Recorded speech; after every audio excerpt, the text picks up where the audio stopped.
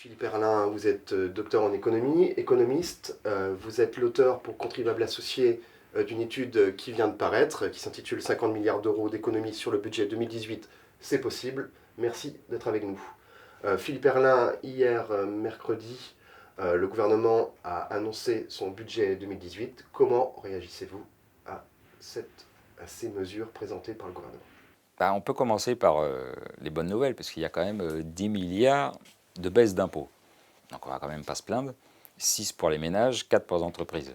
Alors pour les ménages, ça concerne la réforme de l'ISF, l'impôt sur la fortune, qui va exclure les valeurs mobilières. Alors même si on préférait que l'impôt sur la fortune disparaisse complètement, il faut quand même se féliciter de cette avancée, parce que la disparition des valeurs mobilières des actions du champ de l'ISF, ça va quand même être un bon booster pour l'investissement dans les entreprises, et ça, c'est quand même quelque chose de positif. L'autre élément de baisse des impôts pour les ménages, c'est la fin, ou en tout cas la réduction importante de la taxe d'habitation. Et ça, par contre, c'est quand même assez négatif, parce que c'est une recentralisation des dépenses de l'État, donc c'est pas très positif. Ça diminue la responsabilisation des collectivités locales. Et puis, ce n'est pas un impôt très incitatif. Bon, si on diminue l'impôt sur le revenu, les gens ont tendance à travailler plus pour gagner plus, mais si on supprime ou on diminue la taxe d'habitation, les gens ne vont pas revendre leur maison pour en acheter une plus grande. Donc ça n'a pas d'effet très incitatif, ça va juste être un effet d'aubaine qui va se traduire par une hausse dans la consommation, et bon, ce ne sera pas forcément très positif pour l'économie, quoi.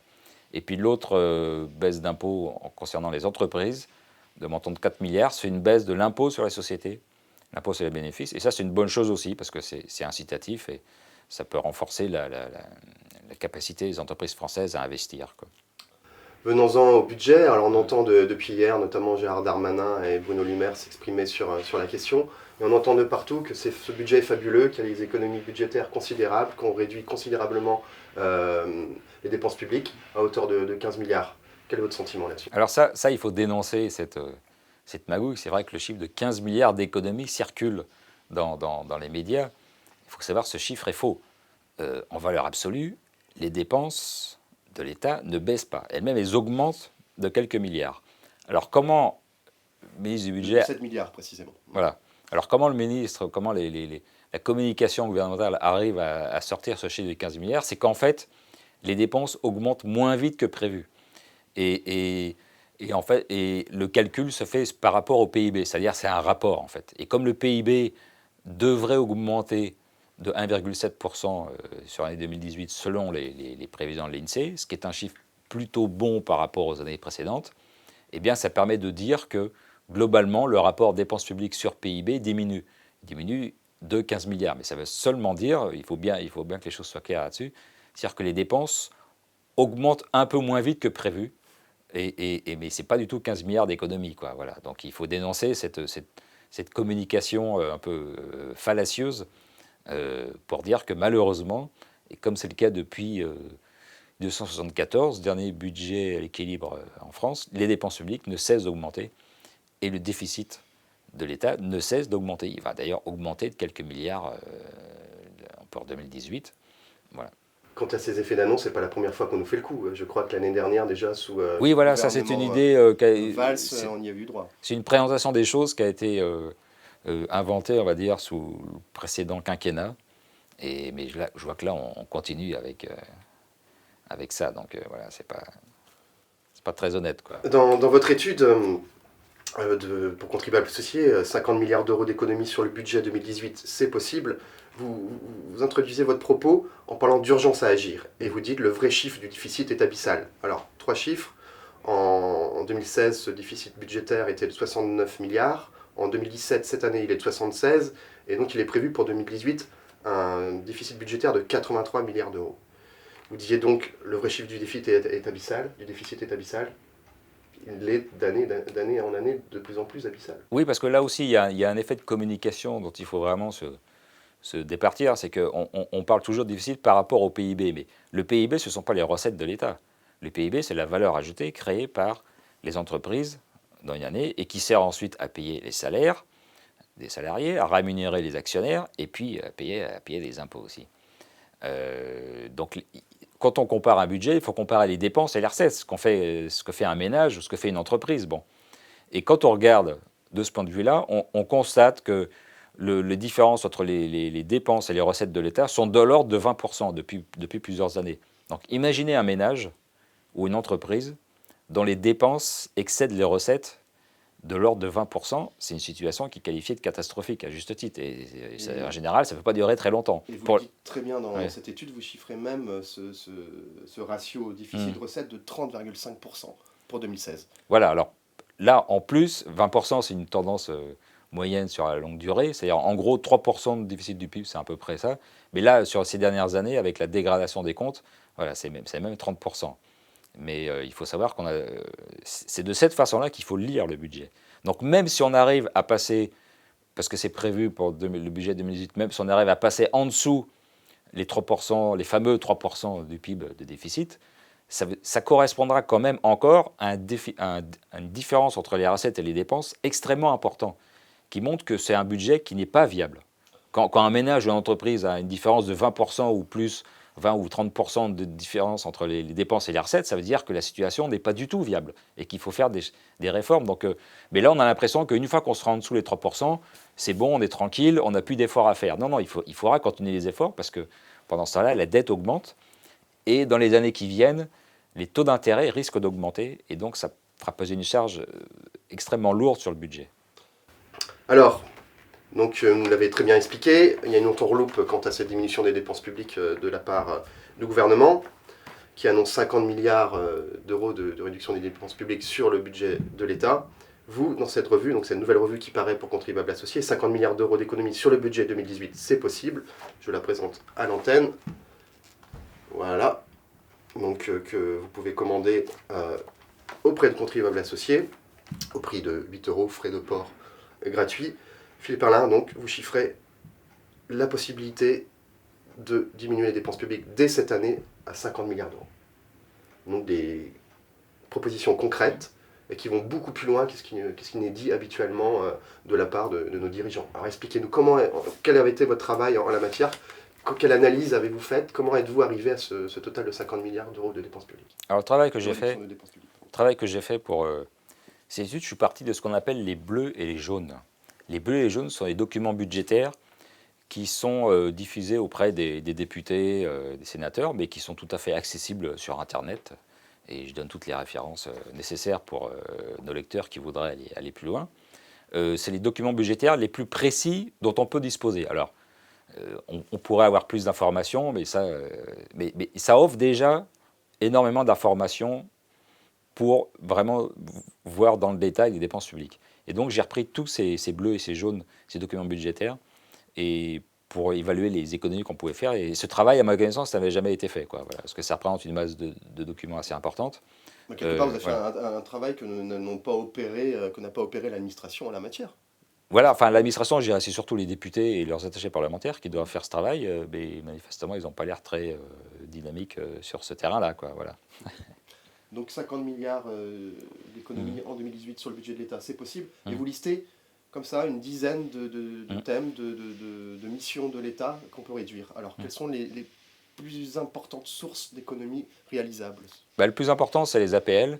Alors c'est amusant parce que le document, il a été remis au ministre du Budget avant l'été par Contribuables Associés, et on a l'impression qu'ils ont quand même un peu tenu compte, parce que les premiers effets d'annonce qu'on a entendus, ça concernait les APL. Je me suis dit, tiens, voilà, qui montre une certaine influence de Contribuables Associés. Bon, alors ils ne vont pas aussi loin que moi. Moi, je propose de supprimer les APL. Alors, il y a des gens qui pourraient se scandaliser en disant, mais vous allez mettre des gens dans la difficulté. Non, non. J'explique aussi comment on fait en sorte que ça ne provoque pas de difficulté.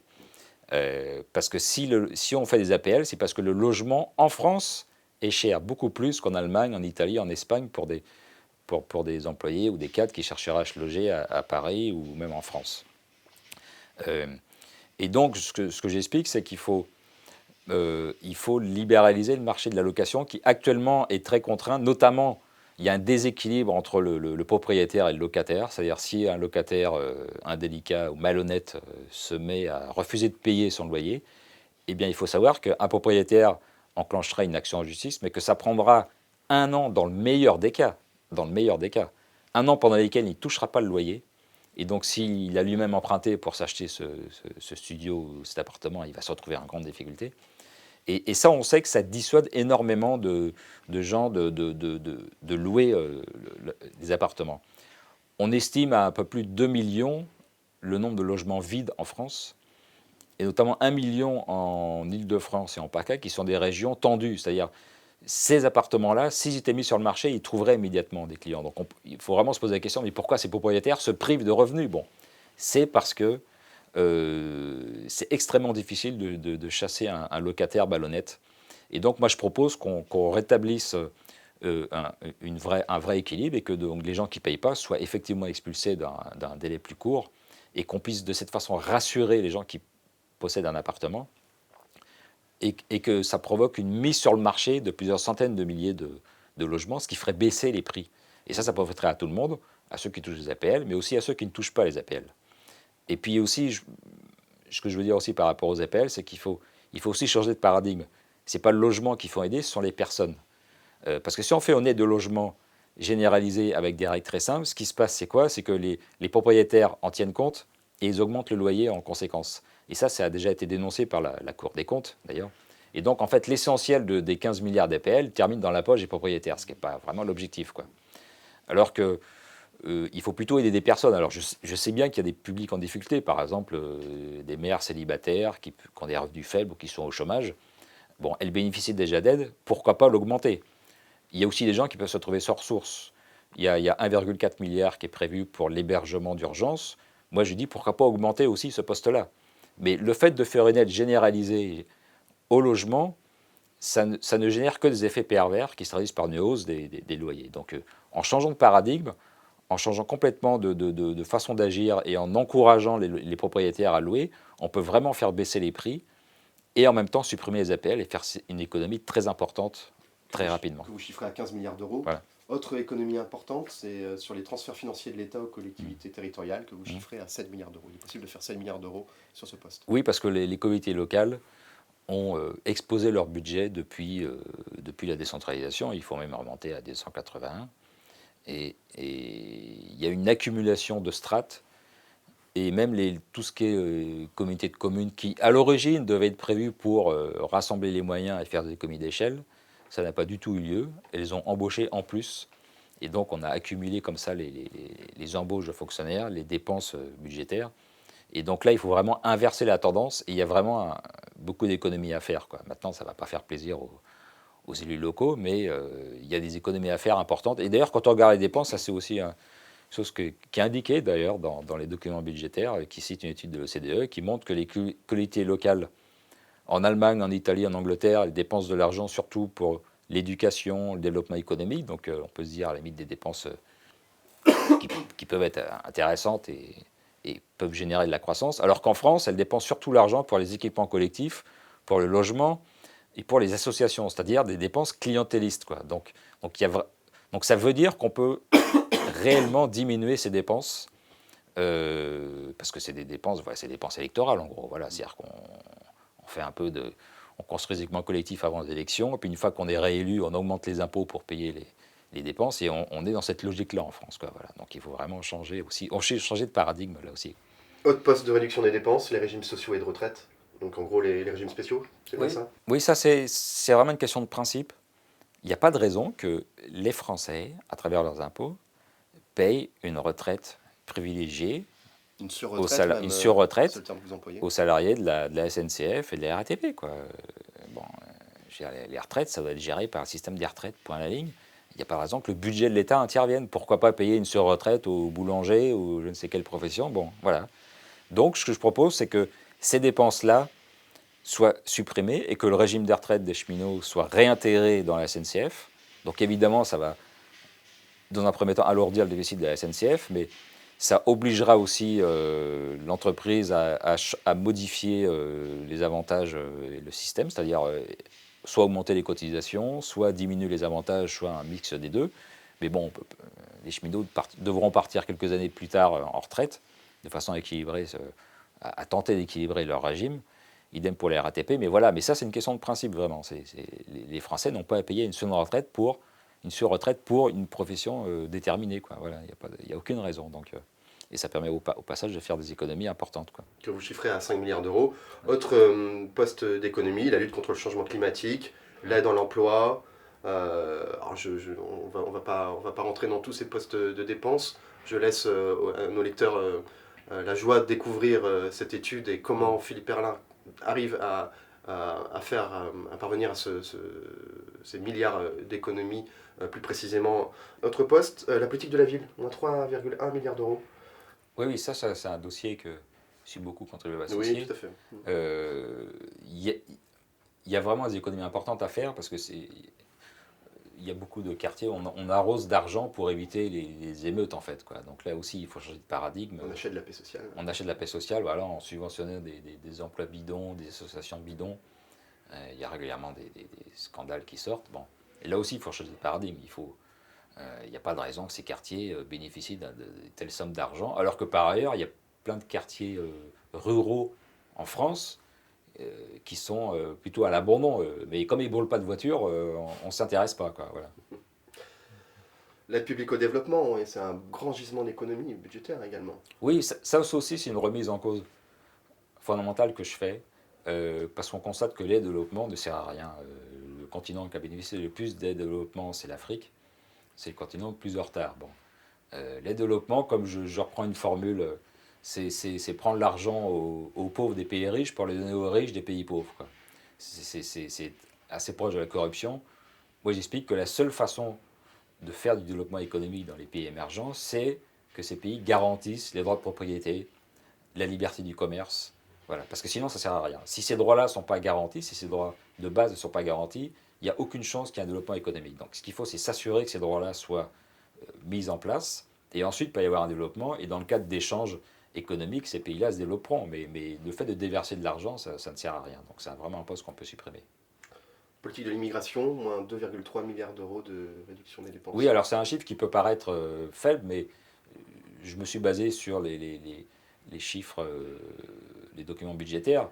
On sait que pour qu'on ait associé, il y a Paul Gourevitch qui a fait une étude qui chiffre le coût de l'immigration beaucoup plus élevé, Oui, 17 milliards, je crois. Bon, exactement. voilà. Donc, mais c'est un travail différent. Lui, il fait vraiment un travail d'analyse pour voir dans tous les budgets comment cet argent est dépensé. Moi, je me limite à ce qui est identifié en tant que tel, mais c'est évident qu'il y a des économies à faire importantes dans ce domaine. Ouais. Un volet aussi sur le financement des associations. Vous avez analysé le budgétaire qui concerne les subventions des ministères aux associations, et là encore, il y a un gisement d'économie considérable.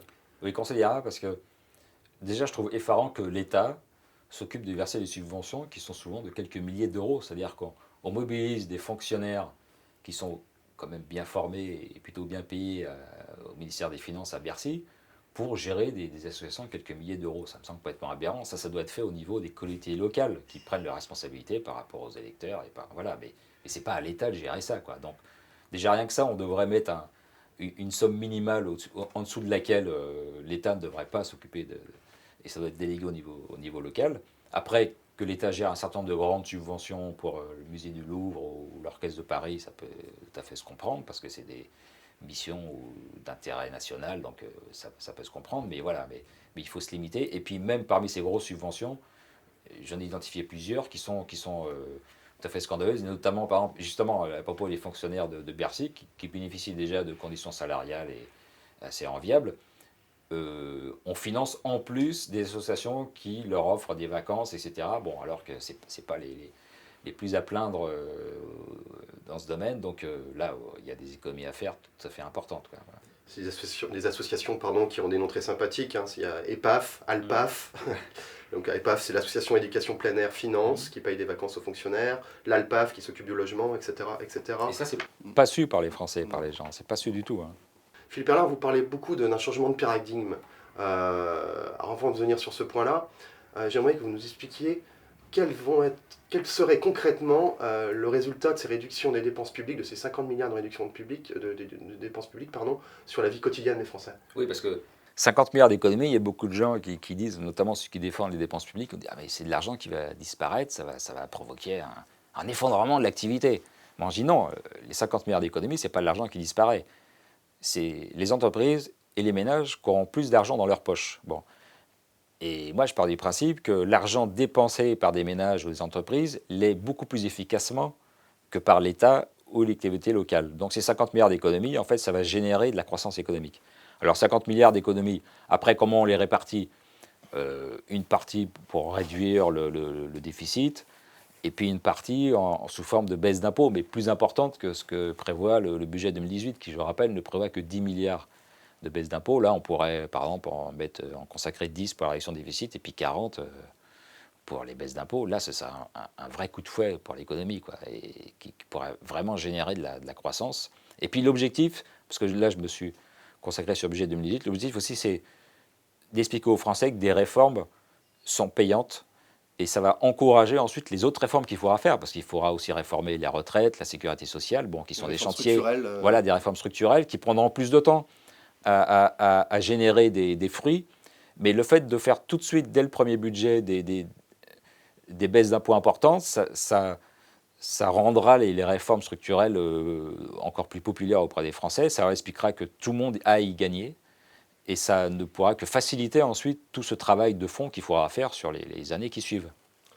Votre travail de fond, quelque part, cette vision qu'ont nos gouvernants de la dépense publique, vous dites donc il faut changer d'état d'esprit, il faut changer de paradigme en la matière. Oui, parce que ce qu'on constate, on a parlé du budget, le budget 2018, mais la veille, le gouvernement a fait une grande conférence de presse pour claironner comme une victoire qu'il allait dépenser 57 milliards dans des investissements d'avenir, quoi. Donc on nous ressort le plan d'ailleurs qu'avait fait Sarkozy après la crise 2008. Avec de dettes géants. Ouais. Voilà.